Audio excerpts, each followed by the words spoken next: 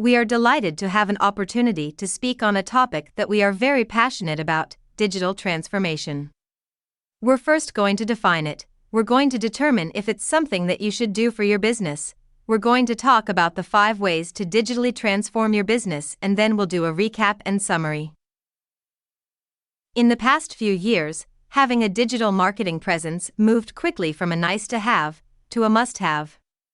And I'm sure if you found yourself in the situation of the picture on the left, where you were ready to start your digital transformation journey, and once you started feeling like the picture on the right, where the road just looked a little too daunting and you probably started wondering whether it even made any sense for you to start. So before we determine if you should transform your business, let's just get really clear about defining what digital transformation is. The definition is: digital transformation integrates digital technology into all business areas, resulting in a fundamental change in how a business operates and the value they deliver to their customers.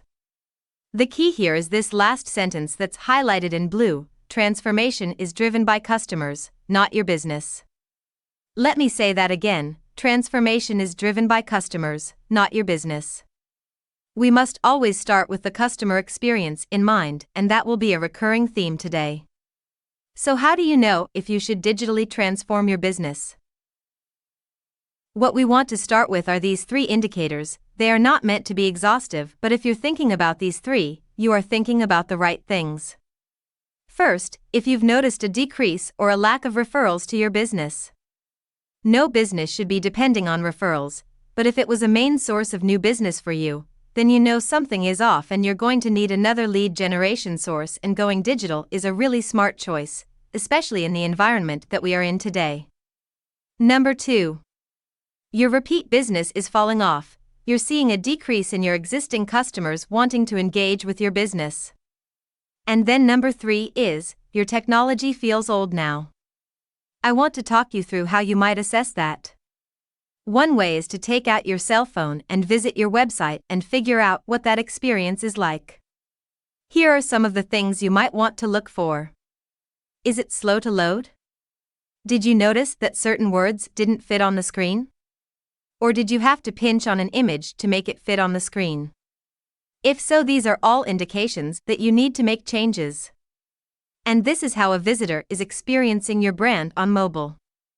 Mobile is increasing more and more as a means of interaction for digital content, so it's very important to consistently make sure the interactions are user-friendly. There are many dimensions to a digital transformation. This is a visual depiction of how customers transition into a process flow with your business online. If I only had one chart to share today, this would be the chart I would share. So let me take you through it. I'm going to go through the numbers inside of each hexagon, and if I could only place one word outside of the first one, it would be strangers, because what you're trying to do is to attract strangers to your business and turn those strangers into prospects. Then you want to convert those prospects into leads. Which brings us to number 3, then you want to turn those leads into customers. So now we're at number 4, where you want to delight your customers because you either want them to be repeat customers or raving fans so that they are promoting your business. Which brings us to hexagon number 5, where you want to measure results to determine what's going on. Are the things that you're doing going well, or are they not? At that point, you want to double down on things you're doing right or abandon the things that are not producing the results you wanted. Then underneath each process, what you see are supporting digital marketing strategies, and again, it's not meant to be an exhaustive list by any stretch of the imagination. However, these were the ones that we selected because they had a lower cost to entry or they have proven to be really good in terms of ROI. So let's move on. If you want to attract prospects, I really want you to consider inbound marketing, and let's talk about why. Here are a few statistics sourced by Small Business Genius. It takes 5 to 7 interactions for people to remember your brand. So what does this mean? This means you're going to need multiple touch points, and inbound marketing really does a great job at this. Also, presenting your brand in a consistent manner, no matter what platform you choose, can increase your revenue by up to 23%. And then finally, what we found is that brands that blog regularly generate 67% more leads than those that don't. So again, to make sure we're on the same page, let's talk about what inbound marketing is. It is a marketing technique that attracts prospects to your website or other platforms on which you are marketing your business, and then it highlights the importance of content creation to keep prospects engaged and moving through your sales funnel. Now, the picture that we see to the right showcases different tactics that you can use with inbound marketing. You can use your website, social marketing, SEO, or pay-per-click. But what you're really trying to do is, you're trying to attract strangers to your website so they become prospects. So if you're posting, what you need to do first is figure out what you want to accomplish by creating that post. Is it to raise awareness? Is it to get someone to your website? Is it to get them to your landing page? You first need to determine what you are trying to accomplish, and then when they get there, what is it that you want them to do? Now, as you can see, there's a lot of overlap between whatever platform you're using. For example, if we were to look at keyword research, what we see is that it overlaps with SEO, pay-per-click, your website, and I would even say social media as well. Again, we want to maintain a consistent message across all platforms so that the results add value to your prospects, because the goal is to engage them with your brand and ultimately increase your revenues, which is what everybody wants. So here's some pro tips and takeaways. 1. Understand who your target market is. I suggest filling out a buyer persona, and you can work with your team on that before you launch any inbound marketing campaign. The time you spend to getting to understand who your ideal customer is really important, and thus time well spent. 2. Make sure you leverage keyword research. Keyword research will increase your SEO and also the marketability of your content. 3. You want to show up where your customers are. What do I mean by that? If you're targeting millennials, you definitely want to be on Instagram. If you service a business-to-business clientele, you want to make sure that you have a presence on LinkedIn and also Twitter. Let's spend a few moments talking about how to convert visitors to your website into customers. The goal is to convert them into leads first and then ultimately into clients. So why should you focus on conversion? The answer is really quite simple: it will increase your ROI. If you're trying to get more leads, there's really only two ways to do that. 1. You can focus on bringing in more traffic to your website, or 2. You can increase the conversion rate of the ones that are visiting. Let me walk you through this chart. The first thing is that we're assuming that you've done your research and you know that for each visitor that comes to your website, about 10% of those then become viable leads for your organization. But you want to double that number. So what could you do? If you were traffic focused, you would try to drive double the amount of traffic to your website, and then you would probably get double the amount of leads. Simple enough. But with a conversion-driven approach though, what we're doing is we're really focusing on the user experience when they're engaging with us. We're optimizing our strategy to get the visitors to do exactly what we want them to do. Now we can turn more of them into leads, and we're able to raise the conversion rate to 20%. So, we have the same amount of traffic, but we get double the amount of leads. That's why we say that this is truly the gift that keeps on giving, because now you can focus on traffic and you'll convert even more visitors into leads. For us, the conversion-focused approach is the only approach that makes sense. Only once we've optimized our strategy, then we move to a traffic-focused approach. So as you see over to the right, 68% of businesses don't have a documented CRO strategy. Again, we absolutely believe that this is a game changer, and spending time on creating and deploying a CRO strategy is what's going to grow your business. Conversion rate optimization, or CRO, is the intersection of user intent, company goals, and website experience. So, you decided, I want to get started. So how do you get started? One thing that I suggest you do is to install some software to see how your users are actually interacting with your website. One that you can use is Hotjar. You can start by using the free version, and it will quantify for you what people are doing when they're visiting your website. Number 2, you really want to create content with the user in mind. When you are creating content, you want to make sure you are adding value because you want to connect with your prospects and you want to be relatable. The goal is to convert them into a client. And then the third one, and this is key, is to eliminate movement on your website, especially on the first page. What does that mean? Imagine you load up a web page and you're starting to read, and then all of a sudden you're seeing images that are changing. You're probably going to be distracted. Your goal was not for your prospect to see a whole bunch of pictures. Your goal was to capture their information or get them to buy something from you. So make sure your content isn't working against you by distracting your prospects. Now let's move on to the third way to digitally transform your business. Automating your sales process. Once you captured your prospects through inbound marketing, you want to put your efforts into making them become customers.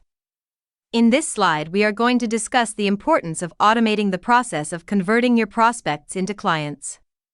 First is to create workflows in advance into repeatable processes.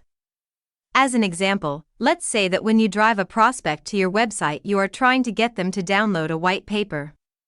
They download the white paper, and when they do so, you capture their email address.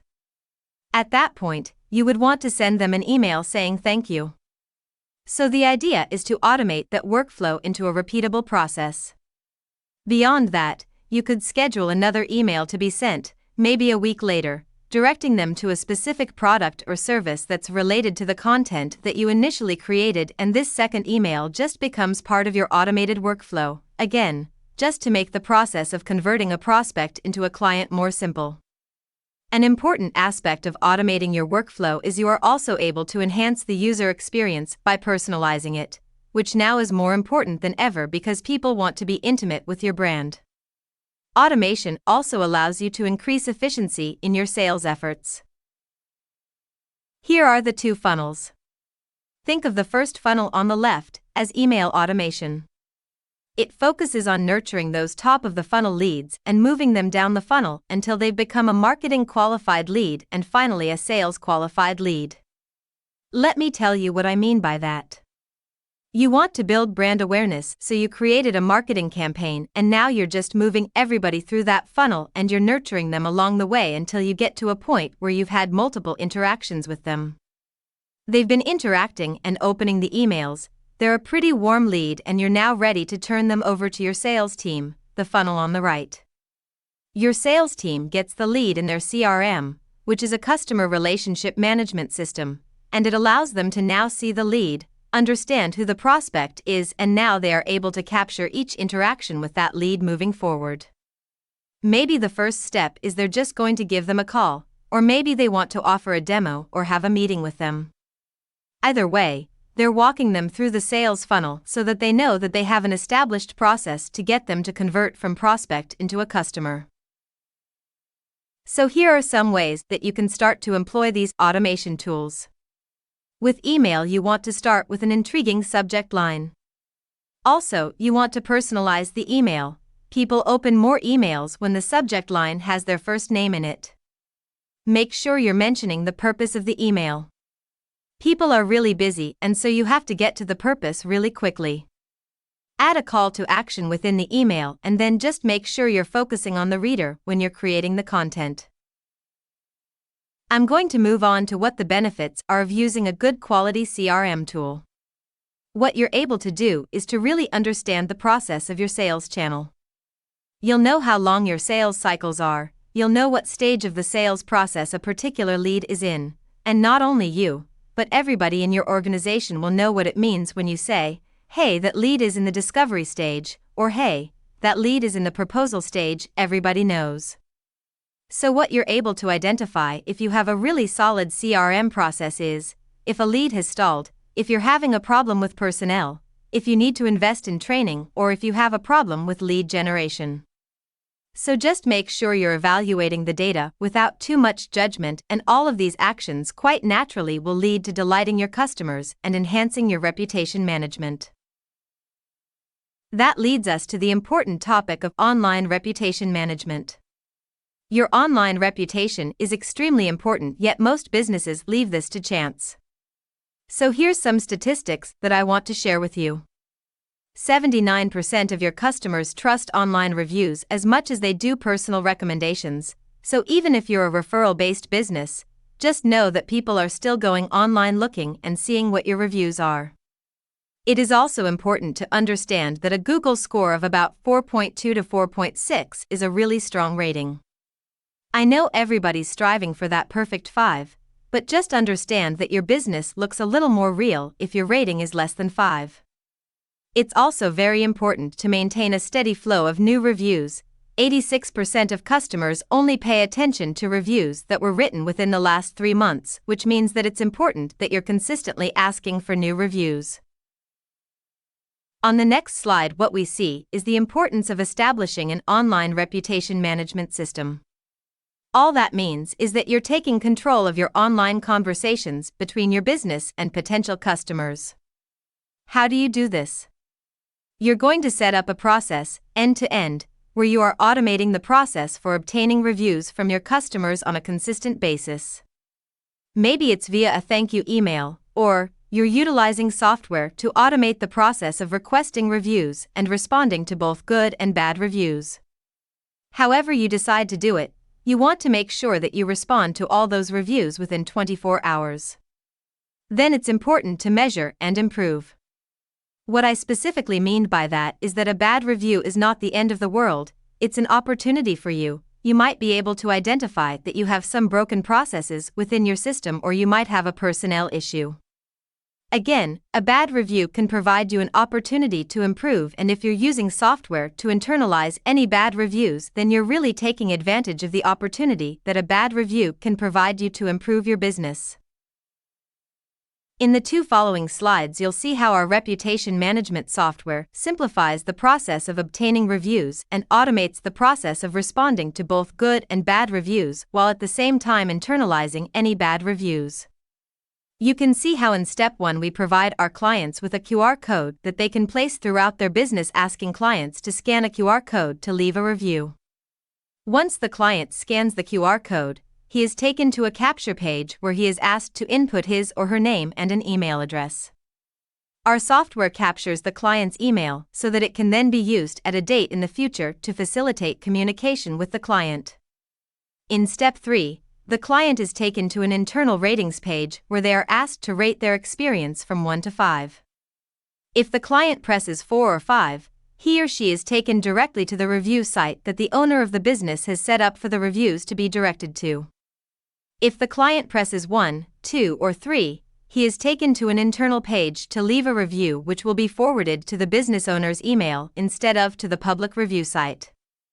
By internalizing the bad reviews, it provides the business owner with an opportunity to make things right with the client and address the issue without it affecting his online reputation, and to figure out what issues he needs to address with his employees to avoid it from happening in the future. Once a client leaves a review, good or bad, our software automates the process of responding to those reviews instantly. The automated responses can be fully customized. By doing so, it provides a level of customer service that not only creates goodwill, but it lets the customers know that the business owner truly cares about their business. By automating this entire process, the business owner is ensuring that he is doing everything in his power to protect his online reputation. You can easily argue that in the digital world that we live in today, there is nothing more important to a business than protecting their online reputation. And so while everybody wants a 5-star review, a bad review doesn't necessarily have to be a bad thing. A lot of times what customers are looking for is to see how you handled that adverse situation. Did you respond in a timely manner, and were you sincere in your response? It's also important to understand that customers are more likely to report negative experiences than positive ones, so prompting the customers that are having a good experience to leave a good review is more important than ever to ensure your rating stays within an acceptable range to prospective clients. Again, 79% of people trust an online review as much as they do a referral, so just keep that in mind. Now we're going to move on to another important aspect of your digital transformation, measuring your results. You need to monitor performance. It shows you how well you're doing. You want to make sure you can use this data that you collect to set your overall strategy, and then you're able to understand your clients better. As I mentioned earlier, the more personal you can be with your clients, the better your business is going to perform. You can also identify shifts in the market early on, rather than waiting for lagging indicators to tell you something is wrong. And then finally, you're able to have a really good grasp on your ROI. Digital marketing is very well positioned for you to be able to determine how much you invested and how much business you got out of your efforts. Using analytics software is key to determining your ROI, so let's talk about the tools that you can use to measure your efforts. I'm not going to go through each one of them, just in consideration of your time today, but what I will say is that it doesn't matter which platform you chose to engage your customers or prospects on, you want to be able to measure how that's working for you, and here's some examples of some of the measurements you might want to look at. For instance, for website analytics, you want to use Google Analytics. What you want to do is to start to look at how many website visitors you're getting, and then you want to be able to determine if they completed the goals that you have set for them. Then you also want to figure out who your referring domains are, meaning what channels got them to your website. Then finally, who your customers are they male or female, are they older leaning or are they younger, and just really getting an understanding of your demographics. And if your presence is on social media, here are some of the things that you may want to look at. Do you know who your followers are in terms of demographics? What kind of engagement are you getting when you post? Then you need to have a good understanding of your post impression statistics. It's important that you understand these metrics, and then you want to ask yourself, what are they telling me? Does this make sense? And what, if anything, should I do about it? And then finally, and this is key, don't get too anxious if you look at something from month to month and you see a big shift. Just be patient, be aware of it, but be patient. Make sure it's actually a trend and it wasn't some anomaly before starting to change things. It's important to understand that digital marketing sometimes is trial and error, but it's also important to understand that a strategy can take time, and thus sometimes it's just a matter of having a little patience and staying the course. In summary, we've learned about 5 ways that you can digitally transform your business: inbound marketing, conversion, automation, reputation management, and measurement. Now the ball is in your court to determine if you're ready to start a digital transformation of your business. Set an overall strategy, assess tactical gaps that you may have, and then just choose 1 or 2 and start. If you want to receive a copy of our digital transformation worksheet or our digital marketing blueprint PowerPoint presentation, just send us an email and we'll get a copy out to you right away. If you want to discuss strategy with one of our digital marketing wizards, give us a call. We love to talk strategy and would love to assist you in reaching your digital marketing goals.